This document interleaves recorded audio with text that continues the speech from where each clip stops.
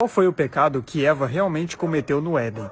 Ao contrário da papinha de criança que costuma ser ensinada no sistema religioso, não foi uma cobrinha falante, um animal literal que teria enganado Eva e induzido Eva a comer uma maçã, e que essa maçã teria o efeito de contaminar completamente Eva e posteriormente contaminar Adão e toda a humanidade. Não foi isso que aconteceu. Foi algo muito mais sério, muito mais grave, por isso que as consequências foram tão piores. E primeiro, para já deixar bem claro, não foi uma cobrinha falante, um animal literal que enganou Eva. Foi o próprio Satanás que enganou Eva. E Satanás era chamado de a serpente devido à sua antiga patente angelical, que era de serafim. Até porque as formas de dragão e serpentes são associadas à patente angelical serafim, tanto que a palavra seraf, do original em hebraico, várias vezes na Bíblia, é traduzida como serpentes ardilosas ou serpentes de fogo, aludindo aos serafins. A própria Bíblia, em Apocalipse 12, 9 e 20, no verso 2, respondem e chamam Satanás de a antiga serpente, pois ele era aquela serpente que estava no Éden. Não era ali um animalzinho falante literal, era o próprio Satanás, e ele sim era mais astuto do que Eva, por isso que conseguiu enganá-la. Sim, Satanás era tanto serafim quanto querubim.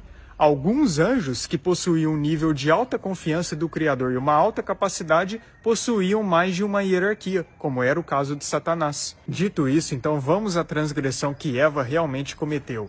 Eva consumiu do fruto da árvore do conhecimento do bem e do mal. E árvores no campo espiritual, como era o caso do Jardim do Éden, são pontos específicos de energia, e não árvore como nós conhecemos nessa dimensão que hoje nós estamos. As árvores do nosso mundo apenas apontam para como é a árvore no campo espiritual. Só que é diferente. Tudo no mundo espiritual é a base de energia, frequência e vibração. O interessante é que a palavra conhecimento, nesse contexto da árvore do conhecimento do bem e do mal, no original, é Da'at, e Da'at deriva de outra palavra hebraica, que é Yada. E Yada é o verbo conhecer no hebraico. E o curioso é que o verbo conhecer no hebraico, várias vezes na Bíblia, aludem a relações íntimas, como no contexto de Gênesis 4:1, onde fala que Adão se deitou com a sua mulher, e ali a palavra original utilizada é Yada, pois no hebraico são utilizados vários eufemismos para indicar as relações íntimas. Então, notando o significado das palavras no original desses contextos, dá para se perceber que esse fruto da árvore do conhecimento do bem e do mal estava completamente ligado à parte de reprodução, à parte de relações íntimas. E esse fruto era uma energia tão forte dessa árvore do conhecimento do bem e do mal, capaz de alterar completamente o sentido de quem consumia esse fruto. E quem não estava preparado o suficiente para consumir dessa energia, a pessoa simplesmente se corromperia.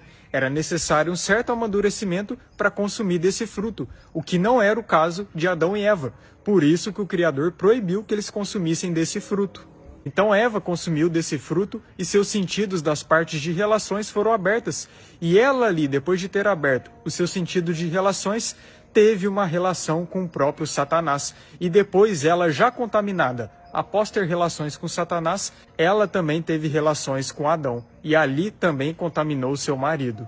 E a prova de que o contexto realmente indica isso é que em Gênesis 3:7, quando fala que Adão e Eva conheceram que estavam nus, a palavra original que é traduzida como conheceram é Yada, a mesma palavra que algumas passagens da Bíblia aludem a relações, como o caso de Gênesis 4:1.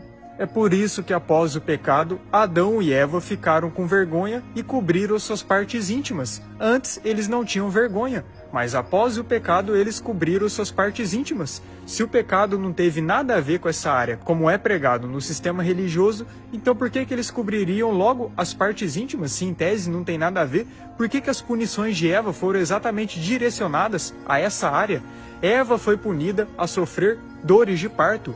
Eva tinha em seu ventre 2 sementes, 2 linhagens, e Eva foi considerada a mãe de todos os viventes, e o desejo de Eva seria para Adão. Todas essas punições de Eva indicam que o pecado foi exatamente nessa área, de relações, de reprodução.